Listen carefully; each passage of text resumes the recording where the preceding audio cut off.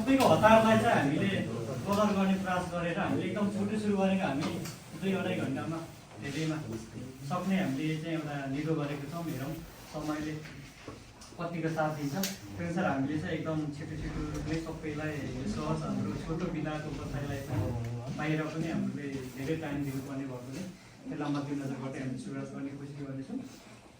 हाम्रो कार्यक्रमको सेड्युल चाहिँ हामीले एकदमै छोटै हुने अनि केदार सरहरूसँगको पनि थोरै हाम्रो सल्लाहले चाहिँ पुरानो फर्मेट भन्दा पनि नयाँ फर्मेट अनुसार जाने भनेर हामीले निदो गरेका छौँ। त्यो अन्यथा भयो भने हामी क्षमा प्राप्त छौँ अहिले नै चाहन्छौँ। यही क्रममा चाहिँ म अहिले सेड्युल पनि भन्दैछु। हामी कार्यक्रमको चाहिँ सुरुवात गर्न चाहन्छौँ। हामीले कार्यक्रमको यो आजको चाहिँ तेस्रो वार्षिक साधारण सभा भनौँ हाम्रो चाहिँ दोस्रो चाहिँ हाम्रो विशेष साधारण सभा अथवा अधिवेशनबाट चाहिँ हामीले एउटा कन्टिन्यू गरेको थियौँ यो संस्थालाई। तपाईहरु सम्पूर्णलाई यो बारे जानकारी नै छ। 2017 सालमा पछिको कोरोना कालले अलिकति तहस भएको उदयपुर सेवा समाज चाहिँ हामीले फेरि यो गत सालबाट हामीले फेरि सुरुवात गरेका छौँ, जमर्को गर्दैछौँ।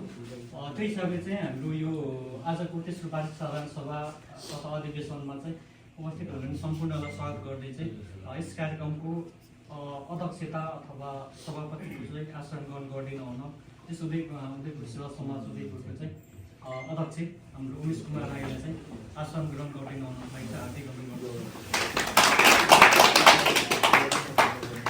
यसै गरी आजको अधिवेशनमा हाम्रो निमन्त्रणालाई स्वीकार गरी आउनुहुने हाम्रा पूर्वी नेपाल समाज उदयपुरको अध्यक्ष केदार प्रसाद नेरुवालाई चाहिँ आज कार्यक्रमको प्रमुख अतिथिको रूपमा चाहिँ आसन ग्रहण गर्दिन हुनलाई चाहिँ हार्दिक अनुरोध गर्छु।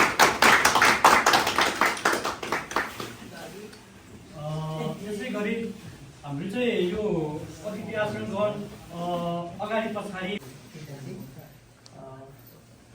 म चाहिँ यस उदयपुर सेवा समाजको वरिष्ठ उपाध्यक्ष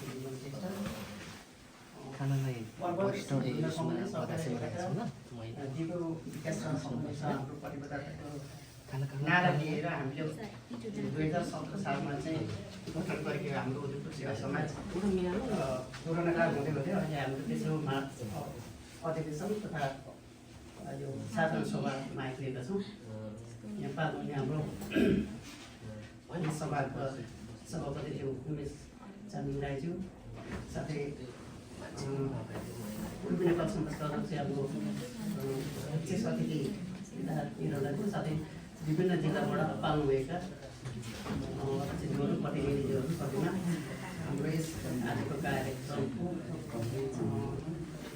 हाम्रो निमन्त्रणा स्वीकार गरी पालिदिनु भएकोमा सबैजनालाई स्वागत गर्दै र हाम्रो यो अहिले भइरहेको कोरियामा विशेष कोरियाको चाड हुनु अथवा चाइनिज न्यु इयर भन्छन् प्रायः, त्यसको चाहिँ सबैलाई धेरै धेरै शुभकामना दिन चाहन्छु। साथै हाम्रो नेपालमा पर्ने सोनाम लोसार कालको लोसार सबै लोसारको पनि एकमुष्ट सबैमा शुभकामना छ। मेरो छोटो मन्तव्य जाने नजाने यहीँ टुङ्ग्याउन चाहन्छु। धन्यवाद।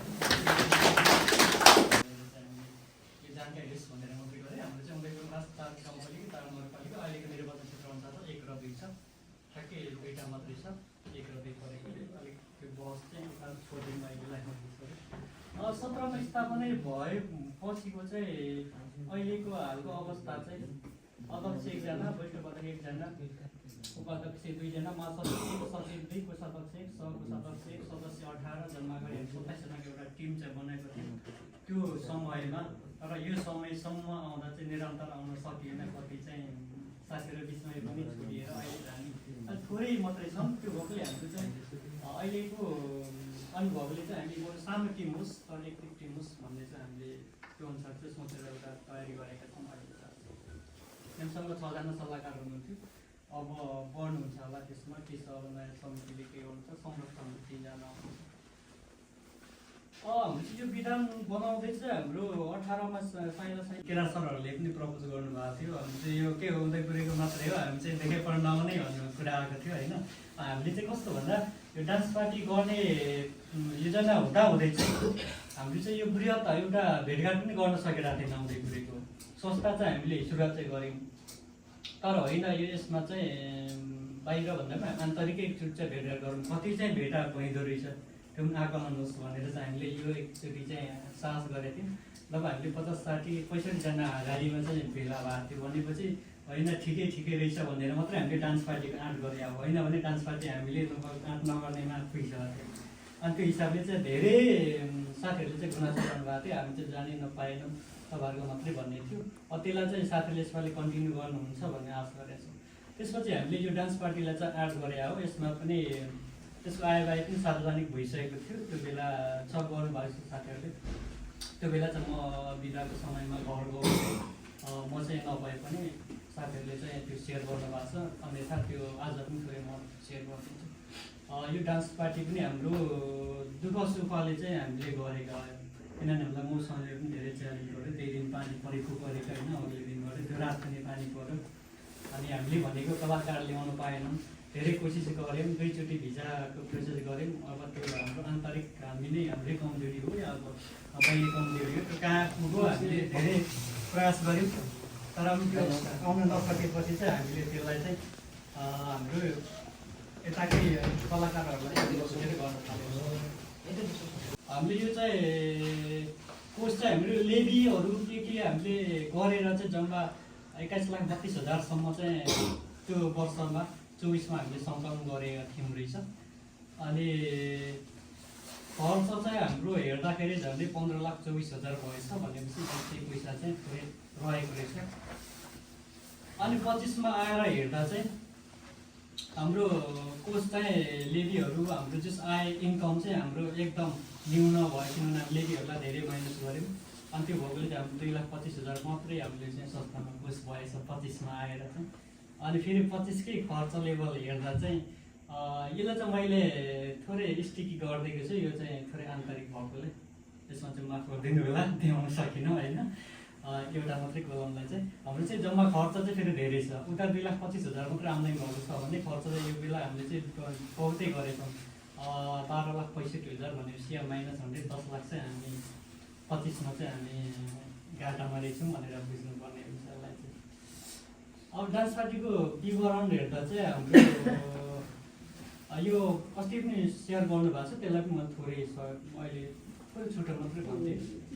स्पोन्सरहरूबाट उठेको हाम्रो चाहिँ 30 लाख हो जम्मा। अनि व्यक्तिगत तथा संस्थागत सहयोग गरेर चाहिँ 1,23,15,000 883 भएको छ। टिकट बिक्रीहरूबाट प्राप्त रकम 78,30,000। अनि रेस्टुरेन्टबाट हामीले बिक्री प्राप्त रकम चाहिँ 43,16,000 हामीले चाहिँ गरेको रहेछ। जम्मा चाहिँ 2,74,61,000 चाहिँ हाम्रो डान्स पार्टीको चाहिँ हाम्रो जस इन्कम टोटलमा चाहिँ देखिँदो रहेछ। त्यसै क्रममा चाहिँ हाम्रो यो खर्च चाहिँ फेरि अब धेरै छ। त्यसैले खर्च जम्मा चाहिँ हाम्रो 1,77,00,000 भएको रहेछ। यो बिचमा चाहिँ हाम्रो कलाकार र प्रोसेसले नभएको हाम्रो झन्डै 20-30 लाख चाहिँ त्यताबाट पनि फाइदा आउँथ्यो रहेछ। त्यो चाहिँ पछि मात्रै बुद्धि आयो हाम्रो टिममा चाहिँ।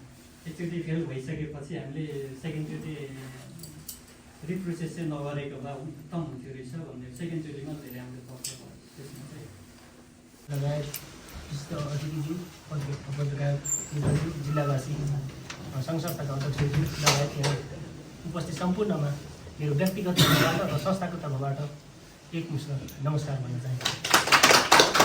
यसै सिलसिलामा म चाहिँ आजको हामी 3जना निर्वाचन समिति रहेको कारणले गर्दाखेरि हाम्रो 2जना सन्तोष हाम्रो गगन राई र हाम्रो निकेश आले लाई पनि आफ्नो परिचय दिन आग्रह गर्न चाहन्छु। धन्यवाद हाम्रो दाजुभाइ, यहाँ उपस्थित हुनुभएका सम्पूर्ण हाम्रो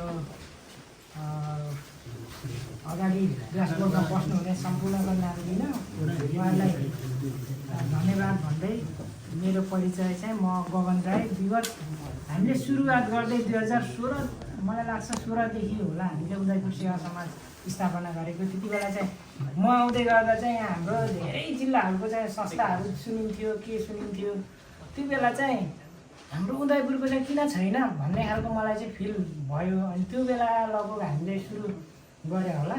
त्यति बेलादेखि नै जो म चाहिँ सदस्य हुँदै विभिन्न यो सेवा समाजको म चाहिँ पदमा अब जति काम गर्न सके पनि नसके पनि रहेर अहिले चाहिँ म सल्लाहकार छु। म चाहिँ गगन राई, उदयपुर जिल्ला। अब त्यता थाहा छँदैछ। त्यही भन्दै मेरो पनि चाहिँ सकेँ। सबैलाई नमस्कार।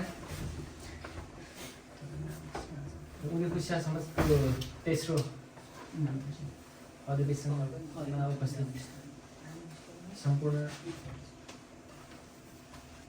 अतिथिहरूमा मेरो परिचय दिन चाहन्छु। म निकेश आले, उदयपुरबाट।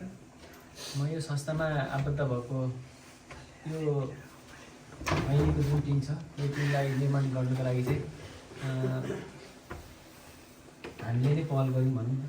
हाम्रो कमल दाई मार्फत हामीले 3-4जना हामी अगाडिदेखि नै जोडिराखेको थियौँ दाजुभाइ। अनि हाम्रो उदयपुरमा म जहिले खोजिराखेको थिएँ हाम्रो टिम छैन यहाँ उदयपुरमा, काहीँ छैन, केही छैन भन्दाखेरि म एकदम आपतमा परिरहेको थिएँ कुनै बेला। त्यो बेलामा चाहिँ सञ्जीव दाई र एकजना को मैले त्यतिखेर नाम भुलेँ। एउटा गल्लीमा चाहिँ यही हाम्रो डोकुमेन्टकै गल्लीमा चाहिँ उहाँहरू कुराकानी गरिराख्नु भएको थियो। अनि म पनि उदयपुरको हो भनेपछि उहाँलाई मैले आफ्नो उदयपुरको भनेपछि अलिकति आदमी त बढेर आयो। त्यसपछि हाम्रो पनि संस्था छ भन्ने कुरा भइसकेपछि मैले उहाँ मार्फत अलिक भित्रै बुझ्ने कोसिस गरेँ। त्यस पछाडि अलिकति आफ्नो परिचय दिइसके पछाडि मलाई पनि अलिक यो संस्था चाहिँ मजबुत बनाउनुपर्छ। भोलिको दिनमा हामीलाई पनि अप्ठ्यारो पर्न सक्छ र भावी दिनमा पनि भावी पिँढीलाई पनि अझ जागरुक बनाउनुपर्छ। संस्था मार्फत हामीले भइपरिरहेको खण्डमा प्रवासी भूमिमा सहयोग गर्न सक्यो भने होइन, हाम्रो नेपालीलाई साथ दिन सक्यो भने हामी आफ्नो परिचय दिन सक्छौँ।